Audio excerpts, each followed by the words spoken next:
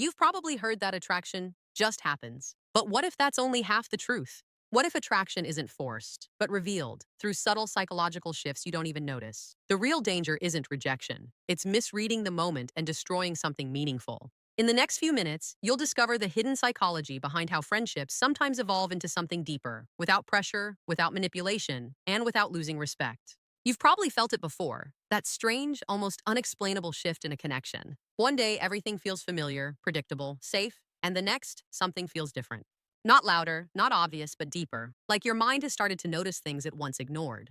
And that's where most people get it wrong. They think attraction is something you do to someone, when in reality, it's something the mind begins to discover on its own. Human attraction doesn't grow in constant comfort. Comfort builds trust, yes, but too much of it creates emotional flatness. The brain adapts quickly to patterns, and once it labels someone as safe and known, it stops searching for new meaning. But introduce even a slight shift, something unexpected in your tone, your energy, your presence, and suddenly the mind wakes up again. It starts asking quiet questions. Is there more here than I thought? That subtle contrast, that gentle break in predictability, is often where new feelings begin to take shape. What's interesting is that nothing dramatic has to change on the surface. You don't need to become a different person, act unnatural, or perform. In fact, the strongest shifts don't come from changing who you are. They come from changing how you're perceived. Perception is powerful because it lives entirely in the other person's mind. A small moment where they see you being respected by others, a glimpse of your independence, or even noticing that your world doesn't revolve around them, these moments quietly reshape how they categorize you. And once that category changes, their emotional response follows. But here's where things get even more subtle. The most powerful communication is often the kind that isn't spoken at all. It's in the pauses that last just a second longer than usual, the eye contact that feels slightly more intentional, the shift in tone that carries a hint of something unspoken. The human brain is wired to fill in gaps, to search for meaning and ambiguity. When everything is said directly, there's nothing left to explore. But when something is felt instead of explained, it creates a kind of tension, not uncomfortable, but intriguing. The kind that makes someone replay moments in their mind later, trying to understand what exactly changed. Still, none of this works, none of it, if there isn't a foundation of emotional safety. This is where many people unknowingly cause damage. The moment someone senses pressure, expectation, or the risk of losing the friendship, their brain shifts into protection mode. Walls go up, distance forms, and even genuine connection starts to feel unsafe. Real emotional depth only develops when both people feel free to interpret, free to move closer, or stay where they are, without fear of consequence. That sense of safety isn't just important, it's everything. And timing. Timing is something no one can control, yet it determines almost everything. You can say the right thing, feel the right emotions, and still be completely out of sync with the other person's internal world.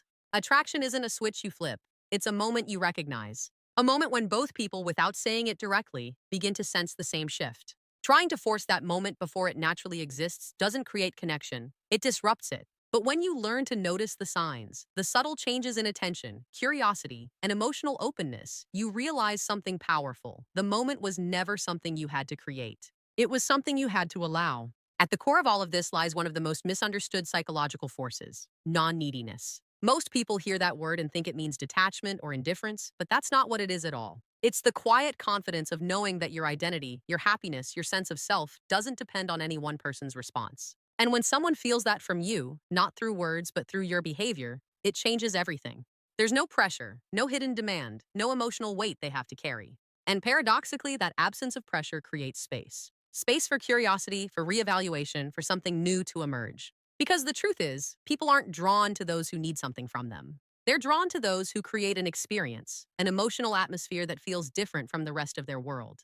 An atmosphere where they feel both safe and slightly challenged, understood yet intrigued, comfortable but not bored. That balance is rare, and when it appears, the mind naturally leans toward it. And maybe the most important thing to understand is this: real connection is never built on control.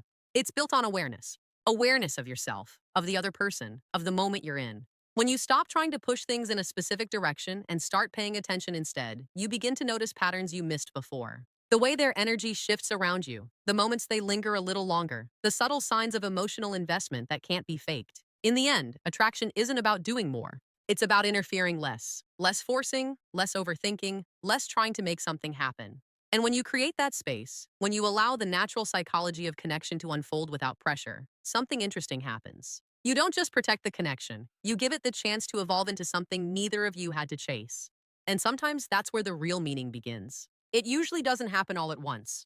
There's no dramatic moment, no clear signal that something has changed. Instead, it begins quietly, almost invisibly, a shift in perception that neither person fully understands at first. One day, someone sees you the way they always have, and then, without warning, something about you starts to feel different. Not because you became someone new, but because their mind started to look at you through a new lens. This is where most people misunderstand human behavior. They think change comes from action, doing more, saying more, trying harder. But in reality, the deepest shifts come from perception. The human brain is constantly categorizing people: friend, stranger, colleague, someone familiar, someone predictable. And once that label is set, it tends to stay fixed until something disrupts it. That disruption doesn't have to be dramatic. In fact, the more subtle it is, the more powerful it becomes. It could be a moment where they see you handling a situation with quiet confidence, a moment where you don't react the way they expected, or even a moment where they realize your attention isn't always available. These small experiences create a kind of cognitive friction. The brain pauses and begins to reassess. Maybe I don't fully understand this person. And that question alone is enough to reopen curiosity. Curiosity is where everything begins to change. Because once someone starts looking at you with curiosity instead of certainty, their emotional response starts to shift as well. They begin to notice details they once ignored: the way you speak, the way you carry yourself, the subtle consistency in your behavior. Things that were always there suddenly feel new, simply because they're being seen differently. What's fascinating is that you don't have to force this process. In fact, trying to force it usually destroys it. When someone senses that you're trying to control how they see you, it creates resistance. The brain naturally pushes back against anything that feels like pressure. But when the shift happens naturally, when it comes from genuine moments rather than calculated behavior, it feels real, and the mind accepts it without defense. Another layer to this is social perception. Human beings are deeply influenced by how others are perceived in different environments. When someone sees that you are valued, respected, or even subtly admired by others, it changes how they interpret your presence. Not in an obvious way, but subconsciously. It signals that there are dimensions to you they may not have explored yet. And again, the mind leans toward exploration. Independence plays a similar role. When your life appears full, when your energy isn't centered around one person, it sends a powerful psychological message. It shows that your sense of self exists beyond any single connection. And that creates contrast. Instead of feeling like a constant, predictable presence, you become someone with depth, someone whose attention has value. And value, in psychological terms, is closely tied to scarcity and selectivity. But here's the important part: this isn't about pretending to be distant or unavailable. People can sense inauthentic behavior almost instantly. It's about genuinely having a life that doesn't revolve around one person. When that's real, it doesn't need to be shown or proven. It's simply felt in the way you interact, the way you respond, and sometimes the way you don't. As perception begins to shift, so does emotional awareness. The person may not immediately understand what they're feeling. In fact, they might even resist it at first because it challenges the original label they placed on you. But the human mind doesn't like unresolved tension. It keeps returning to what it doesn't fully understand. That's why small, meaningful interactions often replay in someone's thoughts long after they've happened. And this is where subtlety becomes incredibly important. The less something is clearly defined, the more space the mind has to explore it. When everything is obvious, there's no mystery left. But when there's just enough ambiguity, just enough emotional depth that isn't fully explained, it creates a kind of mental engagement that's hard to ignore. Over time, these small shifts accumulate. They build on each other, slowly reshaping the way one person sees the other. And without any direct conversation about it, the dynamic begins to feel different. Not forced, not sudden, but naturally evolved. The mistake most people make is trying to skip this process. They look for shortcuts, for techniques, for ways to accelerate something that depends entirely on timing and genuine perception. But real change doesn't happen on command. It happens when the mind is ready to see something differently. And once that shift happens, everything else follows. There's a strange power in what isn't said. Most people spend their time trying to find the perfect words, the right lines, the exact way to express what they feel. But the deeper truth is that words are often the least powerful part of communication. It's everything around them: the silence, the pauses, the tone, the energy that carries the real meaning. Think about the moments that stay with you. It's rarely the exact sentence someone said. It's the way they looked at you when they said it, the slight hesitation before they spoke, the feeling that there was something more beneath the surface. That's because the human brain is wired to search for meaning beyond language. It reads between the lines, fills in gaps, and tries to interpret what hasn't been directly explained. And that's where tension begins to form. Not the kind that feels uncomfortable, but the kind that feels intriguing. The kind that pulls your attention back even after the moment has passed. When everything is clearly defined, there's nothing left for the mind to explore. But when something is left open, unresolved, or slightly ambiguous, the brain keeps returning to it, trying to complete the picture. This is why unspoken communication can feel so powerful. A moment of eye contact that lasts just a second longer than usual can say more than a paragraph ever could. A shift in tone, slightly softer, slightly more intentional, can carry an emotional weight that words alone cannot deliver. Even silence, when it's shared in the right context, can create a connection that feels deeper than conversation. But here's the key. This only works when it's natural. The moment you try to manufacture it, it loses its effect. People are incredibly sensitive to authenticity. They may not consciously understand what feels off, but their instincts pick it up immediately. Forced pauses, calculated silence, rehearsed expressions, they don't create intrigue. They create confusion or discomfort. Real tension comes from presence, from being fully aware of the moment without trying to control it. When you're present, your reactions become more genuine. Your responses aren't rushed or overthought. There's a calmness in the way you communicate, even when you're not saying much at all. And that calmness creates space for the other person to feel, to think, and to engage on a deeper level. Another important layer is emotional restraint. Not holding back in a way that feels distant, but allowing things to unfold without immediately explaining or labeling them. Most people rush to define everything. They want clarity, certainty, immediate answers. But in doing that, they remove the very thing that makes human interaction compelling, the unknown. When something isn't fully explained, it lingers. It stays in the mind longer. A simple moment, slightly different from the usual, can become something a person replays again and again, trying to understand what it meant. And in that process, their emotional awareness grows. Not because anything was directly stated, but because their mind is actively engaging with the experience. This is also why overcommunication can sometimes weaken connection. When every thought is immediately expressed, when every feeling is clearly defined, there's no room left for interpretation. And without interpretation, there's no depth. It becomes predictable, flat, easy to understand, but not particularly memorable. On the other hand, when there's balance, when words are used but not overused, when silence exists but doesn't feel awkward, it creates a rhythm, a natural flow where both people are participating, not just in conversation, but in perception. They're not just hearing each other, they're sensing each other. And sensing is where things become meaningful. Because sensing involves emotion, intuition, and subconscious processing. It goes beyond logic. It's the reason why you can feel a shift in someone's energy without them saying anything at all. It's why a simple interaction can feel ordinary on the surface but significant underneath. Over time, these unspoken elements build a kind of invisible layer in the connection, something that isn't directly acknowledged but is clearly felt. And that layer is often what transforms a dynamic from something simple into something more complex, more engaging, and more difficult to ignore. The mistake is thinking that more words create more connection. In reality, it's often the opposite. It's the spaces between words, the things left unsaid, the moments that aren't fully explained. That's where the mind becomes involved. And once the mind is involved, the experience becomes personal. Because when someone has to feel something instead of just hearing it, it stays with them. Most connections don't break because of what's said, they break because of what's felt. And one of the strongest feelings that can quietly damage any bond is the sense that something is being pushed, expected, or risked without mutual understanding. This is where emotional safety becomes everything, even though most people never consciously think about it. At a deeper level, every human interaction is guided by an invisible question. Is this safe for me? Not just physically, but emotionally. Safe to be myself. Safe to not feel pressured. Safe to not lose something I value. And when that sense of safety is even slightly disturbed, the mind reacts instantly. Not always in obvious ways, but through subtle distance, hesitation, or a shift in energy that feels hard to explain. This is especially true in close connections where trust already exists. When a bond has been built on comfort and familiarity, it carries a kind of emotional structure. Both people understand their roles, their boundaries, the way they interact. And that structure creates stability. But the moment one person feels that this structure might be changing in a way they didn't choose or expect, it creates internal conflict. That conflict doesn't always show up as rejection. Sometimes it shows up as confusion, a slight withdrawal, a change in responsiveness. The mind begins to protect itself, not because something is wrong, but because something feels uncertain. And uncertainty, when it involves something meaningful, can feel like a risk.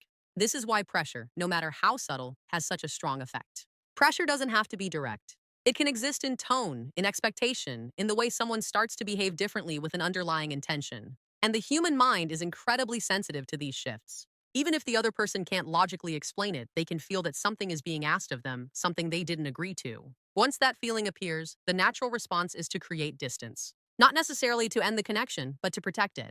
Because from their perspective, maintaining space feels safer than risking discomfort or loss. And ironically, the more someone tries to close that distance by doing more, explaining more, or seeking reassurance, the more the other person feels the need to step back. This is where understanding emotional safety changes everything.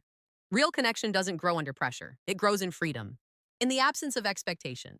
When both people feel that nothing is being forced, nothing is being taken from them, and nothing valuable is at risk, their natural defenses begin to lower. Freedom creates openness, and openness allows emotions to develop without resistance.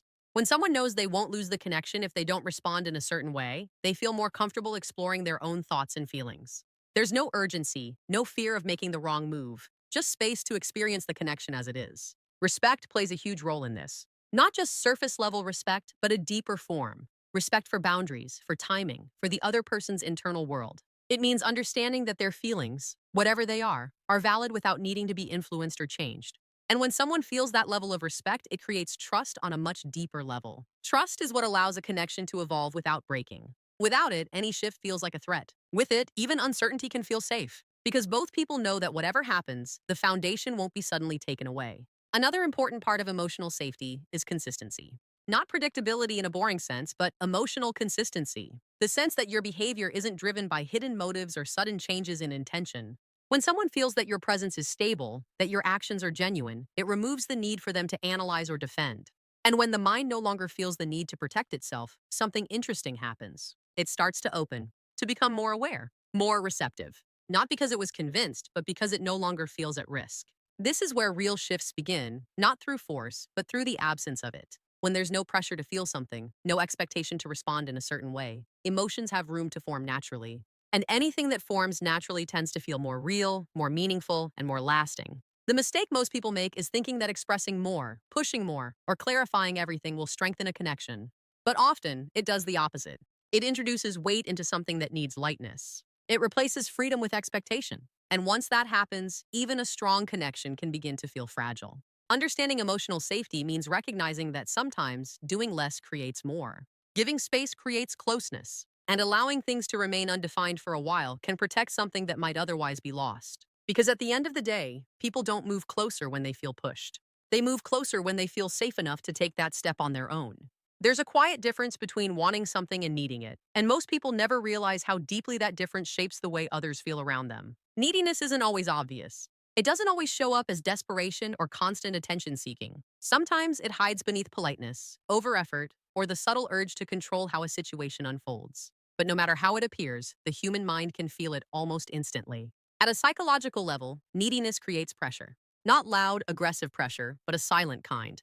The kind that makes someone feel like their response carries weight. Like their words, their reactions, even their presence is being measured for a specific outcome. And once that feeling exists, something changes.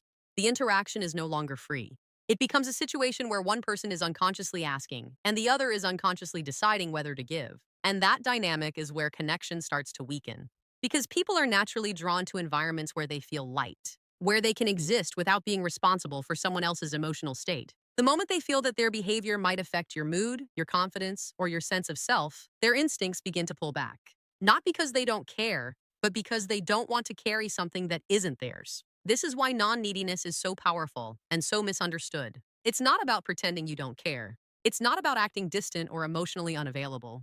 It's about having a sense of self that remains stable, regardless of what the other person does. It's the ability to enjoy the connection without depending on it.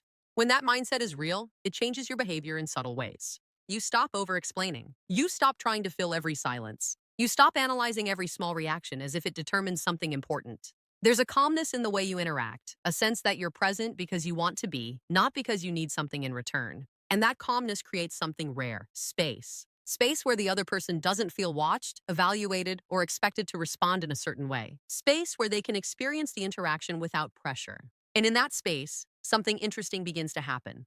Their guard lowers. Their attention becomes more genuine. They start to engage not out of obligation, but out of interest. Interest is always stronger than obligation. When someone feels free, their mind opens. It becomes curious instead of cautious. Instead of asking, "What does this person want from me?" they begin to wonder, "Why does this feel different?" And that question shifts everything. Because now, their focus isn't on protecting themselves, it's on understanding the experience. Non-neediness also communicates value, but not in the way most people think. It's not about showing off or proving anything. It's about demonstrating through your behavior that your life is already full. That your identity isn't built around one connection. That your happiness isn't waiting on a specific outcome. And when someone senses that, it changes how they see you. Because value, in psychological terms, is often linked to independence. The more someone feels that you are complete on your own, the more they begin to see you as someone worth understanding, not someone trying to be understood. It removes the sense of urgency and replaces it with intrigue. But this only works when it's genuine. You can't fake non-neediness. You can't pretend to be detached while internally hoping for a specific reaction. People may not consciously detect the contradiction, but they feel it.